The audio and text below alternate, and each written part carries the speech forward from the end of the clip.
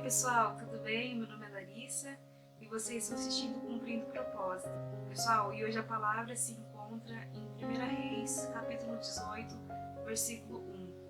Depois de um longo tempo, no terceiro ano da seca, a palavra do Senhor veio a Elias. Vá apresentar-se a Acabe, pois enviarei chuva sobre a terra. E Elias foi. E Elias disse a Acabe, vá comer e beber, pois já ouço barulho de chuva pesada. Então Acabe foi comer e beber, mas Elias subiu até o monte do Carmelo, dobrou-se até o chão e pôs o rosto entre os joelhos. Vá e olhe na direção do mar, disse ao seu servo. E ele foi e olhou. Não há nada lá, disse ele. 7 vezes Elias mandou, volte para ver. Na 7ª vez o servo disse, uma nuvem tão pequena quanto a mão de um homem está se levantando do mar. Então Elias disse, vá dizer a Acabe, prepare seu carro antes que a chuva o impeça. Deus ministrou algo em meu coração e eu queria compartilhar com vocês. A palavra de 1 Reis, capítulo 18, conta a história de uma terra que ela não via chuva há 3 anos, aproximadamente 3 anos e 6 meses. Talvez nos dias de hoje, pra gente é muito comum ver a chuva. E a gente não vai se importar se ficar uma semana sem chover, 2 semanas.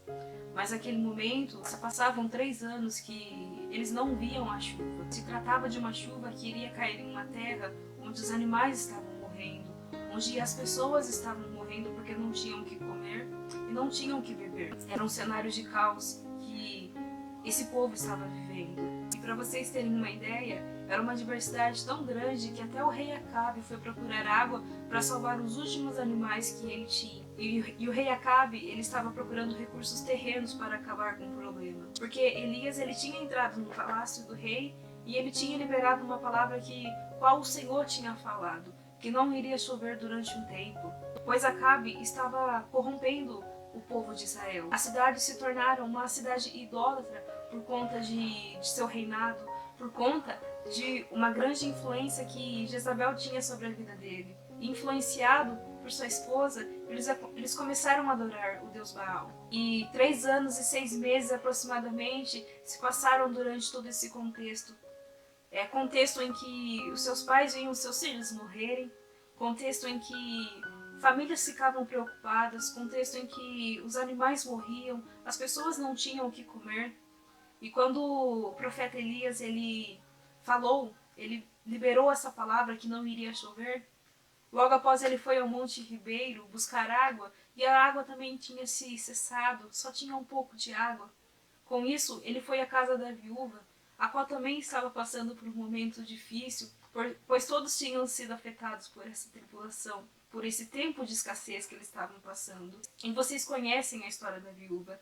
Ela não tinha muito para oferecer, mas o pouco que ela tinha, ela ofereceu para Elias. Pois Deus ele falou que se aquele povo voltasse a adorar outros deuses, o Senhor ele iria fechar as comportas do céu. E Deus pede para que Elias vá conversar com Acabe. Acabe ele estava procurando recursos terrenos. Acabe ele estava procurando recursos que vinham de baixo, enquanto o Senhor ele tinha falado para Elias que o recurso viria de cima. O que eu quero que você entenda é que você, servo de Deus, você, filho de Deus, o Senhor ele não vai deixar você perecer. O Senhor ele avisa os seus filhos. E foi assim que aconteceu com Elias. O Senhor ele havia avisado Elias. E Elias foi ter com o rei, mas o rei Acabe não queria atendê-lo. Tanto é que ele falou, por que você está atormentando? Mas Elias disse que não era ele que estava incomodando, e sim o rei Acabe, que tinha fugido dos propósitos do Senhor. E Elias propôs um desafio ao rei Acabe e aos 400 profetas de Baal que ele tinha. E na palavra de Deus diz que os 400 profetas de Baal, eles fizeram todo o ritual dele. E eles clamavam ao Deus Baal para que fizesse cair fogo dos céus. E eu quero dizer para você, por mais que seus inimigos tentam contra a sua vida, por mais que eles armam ciladas contra você, essas armas do inimigo não prosperarão na tua vida. E ele ajoelhou e ele colocou a cabeça dele entre os joelhos e falou para que Deus consumisse aquele holocausto, para mostrar para aquele povo que existia um Deus em Israel, um Deus vivo. E isso a gente leva para os dias de hoje. Elias ele sabia da confiança que ele tinha em Deus. Elias ele sabia que o mesmo Deus que poderia enviar fogo dos céus era o mesmo Deus que enviaria água. E na palavra de Deus diz, irmãos, que Elias ele colocou sobre o altar água e ele começou a clamar por Israel. E prontamente o Senhor veio e consumiu aquele holocausto. Elias ele começou a ouvir um barulho de uma abundante chuva. As entregas que você faz para Deus resultarão nas experiências que os outros não viverão com Cristo. Sabe, irmãos, essa palavra ela é tão viva. A palavra do Senhor ela se renova e a gente pode levar isso para os dias de hoje. Quantas das vezes Deus fala alguma coisa com a gente e as pessoas não acreditam. As pessoas falam que a gente está ficando louco, que a gente está ficando lunático. Mas você sabe, você sente no coração que foi Deus que falou com você. A história de Elias nos ensina tanta coisa.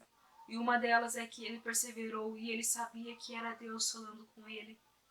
E depois daquele dia, a chuva não cessou. Nunca mais parou de chover naquela terra. O que eu quero dizer para você é que Deus está liberando uma palavra profética na sua vida para que você viva algo que a pessoa do lado talvez não vá viver. Pois Ele sabe o que você tem no seu coração. Ele sabe o caminho que você está preparando para Ele. Prepare seu coração. Do mesmo jeito que Elias, ele ouviu o barulho de uma abundante chuva.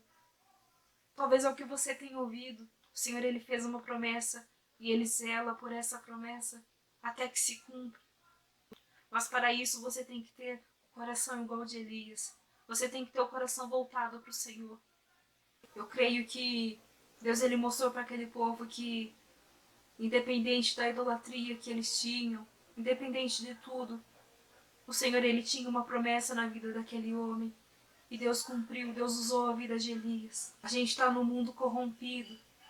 A palavra de Deus diz que no mundo jaz o maligno, mas que você seja o sal da terra e a luz do mundo. Amém? Que Deus te abençoe grandemente. Se você gostou, peço que você se inscreva em nosso canal, que você nos abençoe com seu like, tá bom? Que Deus venha abençoar grandemente a sua vida. E que se esse vídeo falou com você, que você possa enviar para outra pessoa. E mais pessoas assim poderão conhecer essa palavra. Amém? Que Deus te abençoe grandemente. Fica na paz, tá, gente? Beijo.